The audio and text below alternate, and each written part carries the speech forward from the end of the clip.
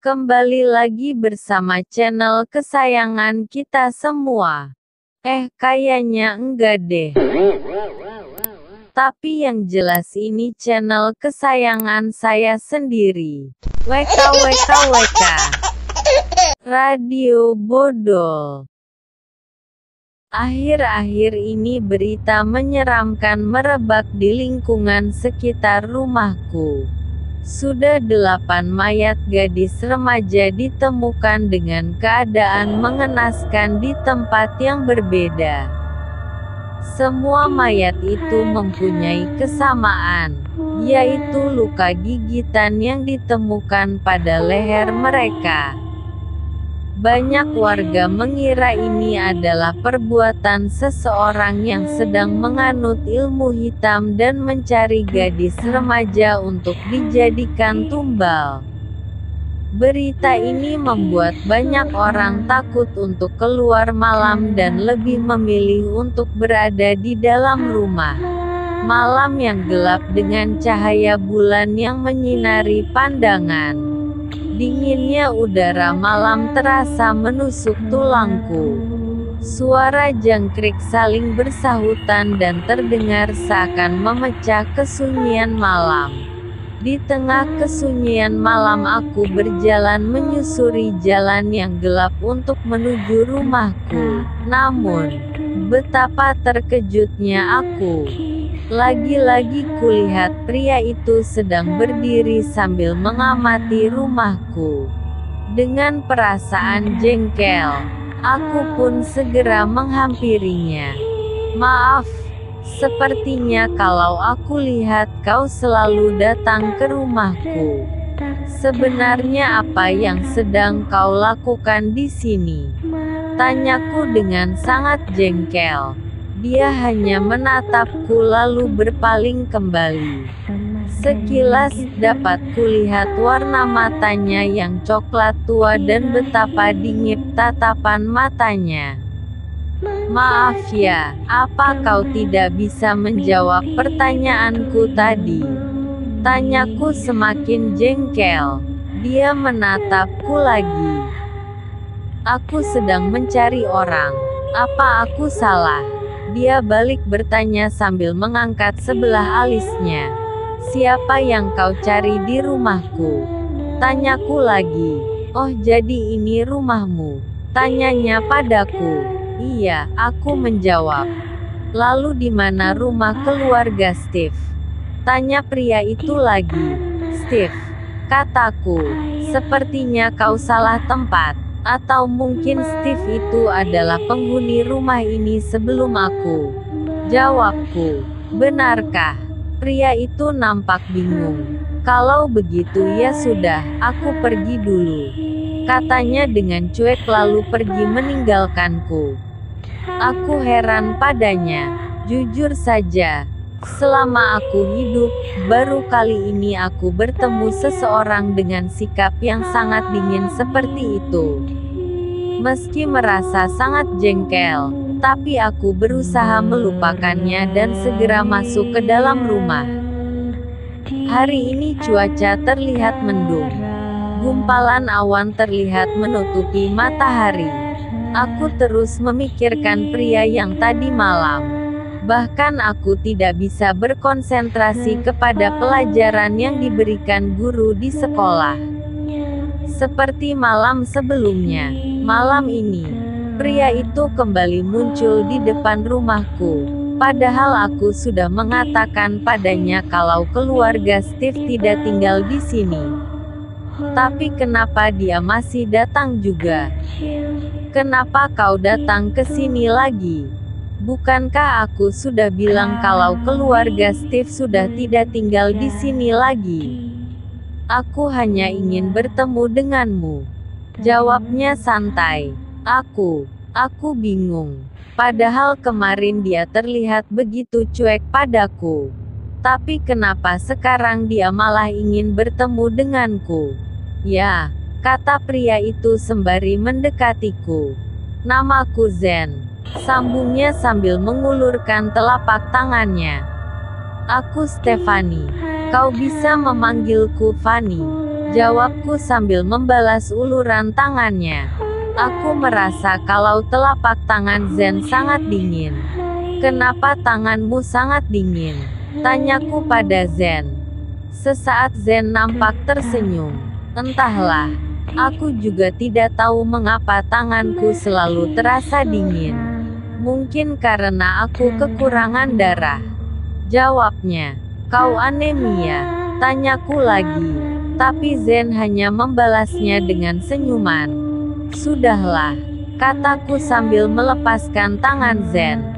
Tapi kenapa kau kesini hanya untuk menemuiku? Rumahku tidak jauh dari sini, jadi aku hanya ingin mampir saja. Lagi pula aku juga ingin mencari teman. Jawab Zen. Kalau begitu kita berteman saja. Seruku sambil menatapnya. Boleh juga, kata Zen. Sejak malam itu aku dan Zen menjadi teman. Setiap malam ia selalu datang ke rumahku hanya untuk mengajakku ngobrol. Walau dia mempunyai sikap yang sedikit dingin, tapi aku yakin dia orang yang baik. Karena itu aku menjadikannya sebagai temanku. Bulan purnama memancarkan sinarnya setelah matahari tenggelam. Seperti hari biasanya malam ini Zen datang ke rumahku. Hai, sapa Zen saat berada di depan gerbang rumahku. Kenapa kau berpakaian seperti itu? Apa kau sedang sakit? Tanya Zen bingung melihatku menggunakan pakaian tebal dan serba panjang. Entahlah. Tapi aku hanya merasa kedinginan. Jawabku sambil membuka gerbang. Kalau begitu kau istirahat saja. Aku akan pulang, kata Zen. Tidak perlu. Lagi pula saat ini aku merasa kesepian. Aku berusaha mencegah Zen karena tidak ingin mengecewakannya yang sudah datang ke rumahku tapi harus langsung pulang hanya karena aku sakit. Ayo masuk, ajakku. Kau tahu hari apa sekarang?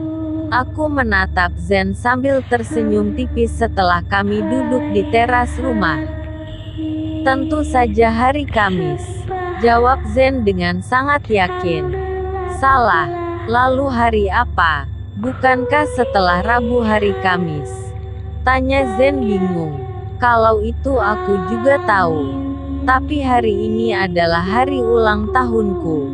Jawabku kegirangan. Oh, benarkah?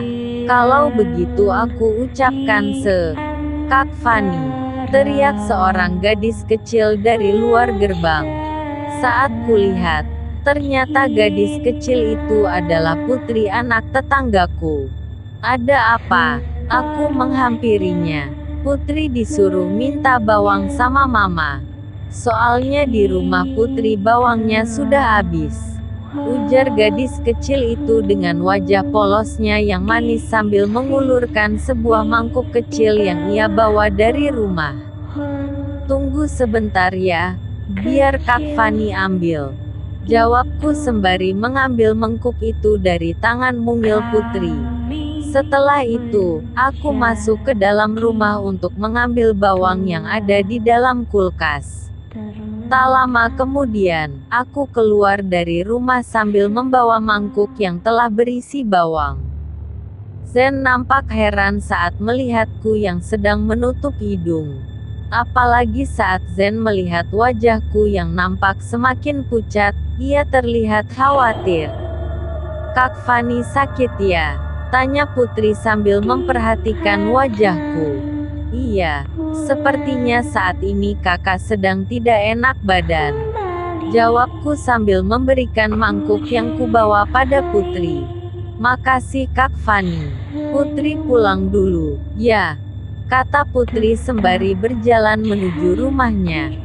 Tiba-tiba pandanganku menjadi kabur. Aku merasa sangat haus, tanpa sadar, aku menarik tangan Putri dengan cepat. Rasanya aku ingin menggigit lehernya untuk menghisap darah Putri agar rasa hausku hilang. Putri terlihat sangat takut, namun aku tidak memperdulikannya. Yang aku pikirkan hanyalah aku harus menghisap darahnya untuk diminum.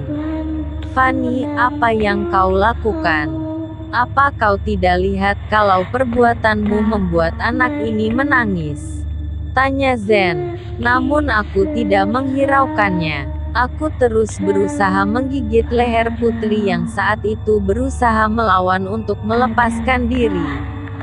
Melihat itu, Zen segera menarik putri hingga membuatnya lepas dari genggamanku. Setelah berhasil lepas, gadis kecil yang ketakutan itu segera berlari menuju rumahnya sambil menangis.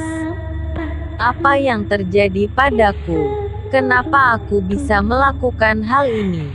Tanyaku yang tak percaya dengan apa yang telah kulakukan.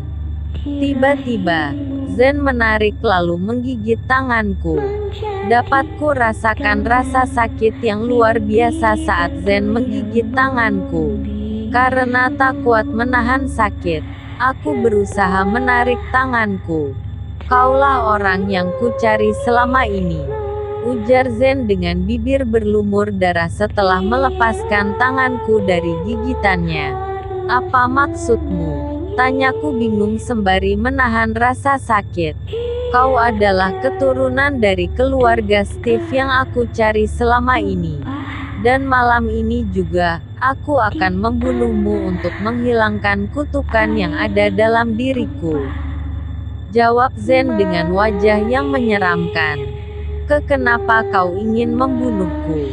Tanyaku yang mulai merasa takut.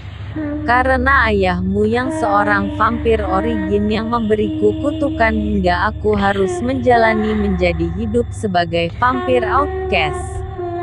Ujar Zen. Vampir, gumamku dalam hati karena tidak mengerti dengan kata-kata Zen. Apa kau tahu rasanya menjadi vampir outcast? Rasanya sangat tersiksa. Aku tidak bisa lagi berjalan di bawah sinar matahari dan selalu lapar dan haus darah manusia. Dan yang lebih parah lagi, tubuhku akan rusak jika tidak meminum darah manusia. Jadi kau yang membunuh para remaja wanita. Aku menduga-duga. Ya, kau memang pintar, tapi sudah terlambat untuk menyadarinya, kata Zen. Tapi kau tenang saja, karena malam ini, semuanya akan berakhir jika aku membunuh keturunan terakhir keluarga Steve. Dan orang itu adalah kau, Fanny. Sambungnya lagi. Tiba-tiba Zen mengeluarkan sebuah pisau berbentuk salib yang dibalut dengan kain berwarna biru tua yang telah kusam. Apa itu? Tanyaku dengan bibir dan tangan yang terasa bergetar. Ini adalah pisau yang dibuat khusus untuk membunuh bangsa vampir. Dan aku yakin pisau ini juga mampu membunuhmu. Jawabnya sambil mengarahkan pisau itu ke arahku. Berhenti. Teriakku berusaha menghentikan pisau yang mengarah padaku. Tenang saja Stephanie. Ini tak akan terasa sakit, kata Zen dengan wajah marah sekaligus senang. Ia terus mengarahkan pisau itu hingga ujung pisau itu mendekati dadaku. Selamat tinggal Stephanie, ujar Zen sambil tersenyum menyeramkan. Tidak, teriakku sembari mencoba menangkis serangan Zen. Tanpa sengaja aku mengarahkan pisau itu ke arah Zen hingga mengenai bagian perutnya hingga menusuknya. Maafkan aku, kataku dengan sangat menyesal. Zen nampak sangat marah.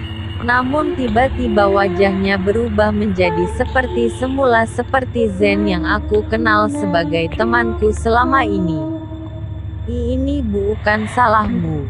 Akulah yang salah. Lagi pula, Kakao Ju juga telah membebaskan aku dari kutukan walau pada akhirnya akulah yang mati. Jawab Zen dengan suara yang terputus-putus. Tubuh Zen terlihat seperti keras yang terbakar. Perlahan tubuhnya berubah menjadi abu. Terima kasih karena pernah menjadi temanku. Kulihat wajahnya memancarkan senyuman dengan tulus hingga akhirnya benar-benar menghilang. Yang tersisa hanya abu yang kini bertaburan bagaikan salju. Vampir. Karya Lintang Putri Negari.